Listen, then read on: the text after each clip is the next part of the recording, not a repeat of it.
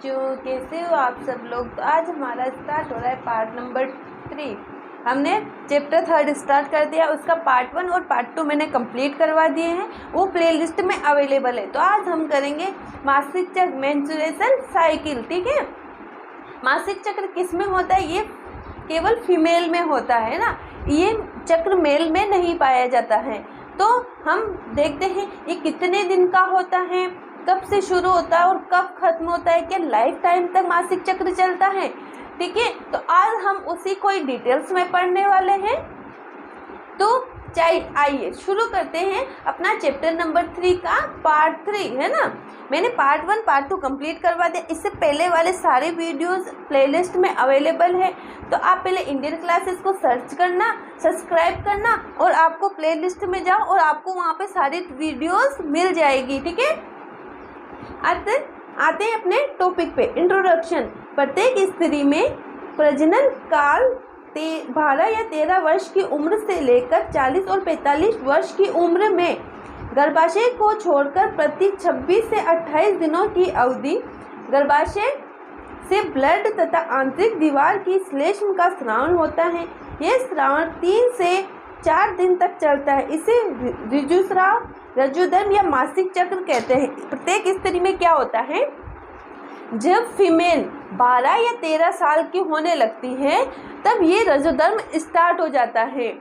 जब रजोधर्म स्टार्ट होता है तो ये क्या होती है, जो ब्लड वेसल्स होती है ना अपने गर्भाशय के अंदर, आंतरिक दीवार की श्लेष्मा यानी चिकनी चिकनी जो ब्लड वेसल्स होती हैं वो प्रति माह मतलब महीने में एक बार टूटकर बाहर निकल जाती हैं। इन दीवारों का टूटना और बाहर निकलने की प्रक्रिया को ही हम मासिक चक्र, ऋजुस्राव या रजोधर्म कहते हैं। ये 12 से 13 साल की उम्र से स्टार्ट होकर कब तक होता है, 40 से 45 साल तक होता है। ठीक है, जब आप 40 से 45 साल उम्र वर्ष के हो जाओगे तो ये अपने आप धीरे धीरे खत्म होने लगता है। ठीक है, फिर आता है रजो निवृत्ति। जब हम 45 से 50 साल के होने लगते हैं तो ये मासिक चक्र अपने आप चला जाता है। तो इसके खत्म होने की प्रक्रिया को ही हम रजो निवृत्ति कहते हैं। स्त्रियों में 40-45 वर्ष के बाद ऋजुस्राव नहीं होता, इस अवस्था को रजो निवृत्ति कहते हैं। रजो निवृत्ति के बाद गर्भधारण की क्षमता समाप्त हो जाती है और स्तन भी ढीले हो जाते। देखो ये टॉपिक, ये लाइन देखो, रजो निवृत्ति के बाद गर्भधारण की क्षमता समाप्त हो जाती। क्यों समाप्त हो जाती है? हमारे शरीर में क्या होता है, जब मासिक चक्र आता है तो उसी के दौरान अंडाणुओं का निर्माण होता है और जब हमारे शरीर में अंडाणुओं का निर्माण होगा तभी हम गर्भधारण कर सकते हैं, है ना। जब अगर हमारे शरीर में अंडाणुओं का निर्माण नहीं होता है तो हमें गर्भधारण नहीं कर सकते हैं। ठीक है, तो मासिक चक्र के दौरान ही अंडाणुओं का निर्माण होगा, है ना। और अगर इस माह में दाईं साइड के अंडाणु का परिपक्व होता है तो दूसरे माह में बाईं साइड के अंडाणु का परिपक्व होगा, है ना। ये बात ध्यान रखना। तो क्या होता है, जब मासिक चक्र या रजो निवृत्ति हो जाती है तो हमारे शरीर में अंडाणु का निर्माण होना भी बंद हो जाता है, तो हमें गर्भधारण की क्षमता भी खत्म हो जाती है। यह क्यों होता है? ठीक है, अब मासिक चक्र पढ़ लिया हमने भाई, 12 से 13 साल की उम्र से शुरू होके 40 से 45 साल तक चलता है। ठीक है, फिर उसके बाद अगर वो खत्म हो जाता है तो गर्भधारण की क्षमता भी नष्ट हो जाती है या क्षमता भी समाप्त हो जाती है। तो ये मासिक चक्र होता क्यों है ना भाई। मासिक चक्र ऐसी क्या हमारे शरीर में ऐसे कौन से हार्मोन रिलीज हो रहे, कौन से, क्या जो गर्भाशय के अंदर की जो दीवारें टूट के निकलती क्या वो वेस्ट है, ये क्या वो लगातार डेवलप हो रही है, हर महीने में डेवलपमेंट हो रहा है इसीलिए वो निकल के बाहर आ रही है। तो आइए उसी को जानते हैं कि यह क्यों होता है।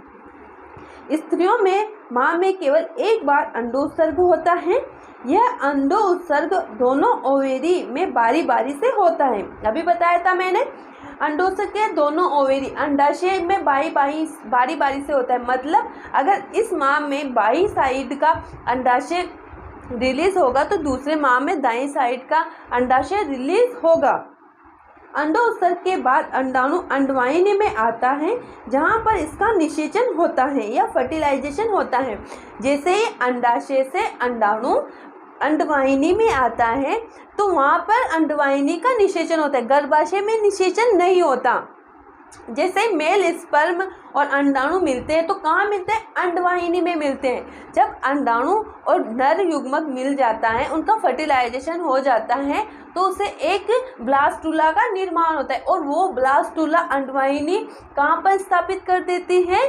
गर्भाशय में स्थापित कर देती है। और जब गर्भाशय में स्थापित या उसका रोपण होने के बाद प्लेसेंटा जो होता है उसको भ्रूण या भ्रूण को पोषण प्रदान करता है और धीरे धीरे बच्चा विकसित होने लगता है। गर्भधारण या रोपण की प्रक्रिया भी हम इसके आगे पढ़ने वाले हैं, है ना। तो वहाँ पे आपको पूरा समझ में आ जाएगा। निषेचन के बाद निषेचित अंडाणु गर्भाशय में स्थापित हो जाता है। निषेचन के बाद गर्भावस्था स्टार्ट हो जाती है और निषेचित अंडाणु विकसित होकर भ्रूण का निर्माण करता है। जब किन्हीं कारणों से अंडाणु का निषेचन नहीं हो पाता तो भी यह गर्भाशय में स्थापित होता है और कुछ दिनों बाद मरकर गर्भाशय की आंतरिक झिल्ली के साथ घाव बनाते हुए बाहर आ जाता है। इससे 3-4 दिन तक ब्लीडिंग होती रहती है। इसे ही मासिक चक्र कहते हैं। देखो, हमने बोला था कि जब अंडाणु निषेचित हो जाता है तो वो गर्भाशय में स्थापित हो जाता है। गर्भाशय में स्थापित होने के बाद हमें लगता है कि प्रेगनेंसी में हमारा मासिक धर्म रुक जाता है या मासिक चक्र रुक जाता है। क्यों रुक जाता है? जब वो अंडाणु नर युग्मक और मादा युग्मक मिलकर ब्लास्टुला का निर्माण करते हैं तो वो गर्भाशय में स्थापित हो जाता है। जब वो गर्भाशय में स्थापित हो जाता है तो गर्भाशय के अंदर की जो आंतरिक दीवारें हैं वो नहीं टूटती है। वो क्यों नहीं टूटती? क्योंकि जो आंतरिक दीवारें होती है ना, वो भ्रूण को पोषण का कार्य करती है, प्लेसेंटा के रूप में कार्य करती हैं, ठीक है। तो वो दीवारें नहीं टूटती। पर जब क्या होता है, जब अंडाणु निषेचित नहीं होता है फिर भी वो गर्भाशय तक तो पहुंच ही जाता है, लेकिन जब वो निषेचित नहीं हुआ तो ब्लास्टुला का निर्माण नहीं होगा, वो भ्रूण का निर्माण नहीं कर पाएगा। तो क्या करता है, जो आंतरिक दीवारें होती है ना, उनमें भी घाव करके बाहर निकल जाता है और यही ब्लीडिंग जो होती है उसे हम मासिक चक्र कहते हैं, ठीक है। ओके, आया इतना समझ में मासिक रजोधर्म में क्या होता है ना। तो अब अगला टॉपिक है में दूध श्रावण। जब बच्चा जन्म लेता है तो दूध का अपने आप बच्चे के जन्म के तुरंत बाद अपने जो स्तन होते हैं उससे दूध का निष्कासन होने लगता है। पहले नहीं होता। जब तक बच्चा जन्म नहीं लेता तब तक दूध का निष्कासन नहीं होता है। तो ऐसे कौन से हार्मोन रिलीज होते हैं? किस वक्त? बच्चे की डिलीवरी के वक्त, बच्चे के बर्थ के वक्त कौन से हार्मोन रिलीज होते हैं जिससे स्तनों में दूध का निष्कासन होने लगता है।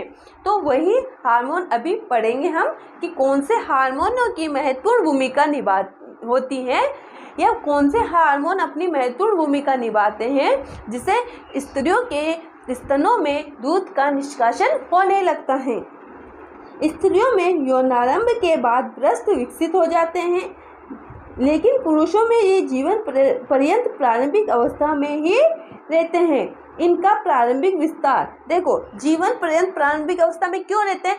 क्योंकि पुरुषों में, मैंने बताया था, पुरुषों में लैंगिक हार्मोन कौन सा होता है, ये आप मुझे कमेंट में बताना कि पुरुषों में लैंगिक हार्मोन कौन सा होता है जो उनके द्वितीयक लैंगिक लक्षणों का विकास करता है। आप मुझे कमेंट में बताना, ठीक है। इनका प्रारंभिक विस्तार एस्ट्रोजन प्रोजेस्टेरोन हार्मोन के कारण होता है। किस में होता है? स्त्रियों में, है ना, फीमेल में। गर्भधारण के समय उपयुक्त हार्मोन के अत्यधिक स्राव के कारण ब्रेस्ट का साइज इंक्रीज हो जाए। किसके कारण होता है? एस्ट्रोजन और प्रोजेस्टेरोन हार्मोन के अत्यधिक स्राव के कारण। जब महिला बच्चे को डिलीवर करने वाली होती है तो उनके ब्रेस्ट का आकार भी बढ़ जाता है, ठीक है। शिशु जन्म के तुरंत बाद पीयूष ग्रंथि यानी पिट्यूटरी ग्लैंड के हार्मोन प्रोलैक्टिन के स्रावन से ब्रेस्ट में मिल्क पैदा होने लगता है। मतलब पिट्यूटरी ग्लैंड कौन सा हार्मोन रिलीज कर रही है? प्रोलैक्टिन हार्मोन रिलीज कर रही है और इसके कारण स्तन में मिल्क का निष्कासन होने लगता है। ऑक्सीटोसिन हार्मोन के कारण जब नवजात शिशु निप्पल को मुंह में लेकर चूसता है तो ये उत्तेजित हो जाती है और स्तनों से दूध का निष्कासन होने लगता है। ठीक है, तो इतना समझ में आया कि हमारे शरीर में जो दूध का निष्कासन कर रही है उसमें कौन से हार्मोन महत्वपूर्ण भूमिका निभा रहे हैं? एस्ट्रोजन और प्रोजेस्टेरोन। और कौन सी ग्लैंड कंट्रोल कर रही है? Pituitary gland.